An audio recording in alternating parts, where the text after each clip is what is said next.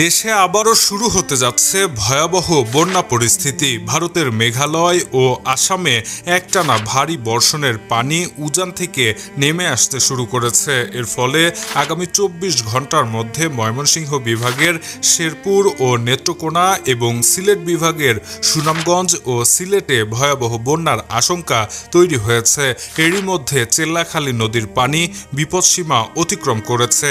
মঙ্গলবার বেসরকারি আবহাওয়া বিষয়ক ওয়েবসাইট আবহাওয়া.com এর প্রধান আবহাওয়াবিদ মোস্তফা কামাল পলাশ এই তথ্য নিশ্চিত করেছেন।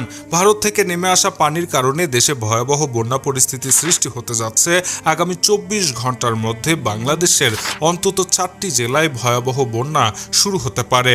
বিশেষ করে ভারতের সীমান্ত সংলগ্ন ময়মনসিংহ বিভাগের শেরপুর ও নেত্রকোনা এবং সিলেট বিভাগের সুনামগঞ্জ ও সিলেটে ভয়াবহ বন্যার আশঙ্কা করা হচ্ছে। আমি আবারও বলছি, আগামী ২৪ ঘন্টায় শেরপুর এবং নেত্রকোনা এছাড়া সিলেট ও সুনামগঞ্জ জেলায় ভয়াবহ বন্যা পরিস্থিতির সৃষ্টি হতে পারে।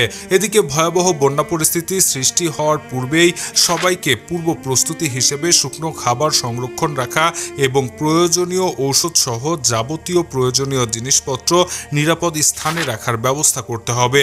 একই সঙ্গে বন্যা শুরু হলে অতি দ্রুত নিরাপদ স্থানে চলে যাওয়ার ব্যবস্থা আগে থেকেই করে রাখতে হবে। বন্যার সময় সচেতন থাকতে হবে এবং পরিবার সহ এলাকাবাসী সবার নিরাপত্তা নিশ্চিত করতে সচেষ্ট ভূমিকা পালন করতে হবে। Shahriar Alam, EBD news.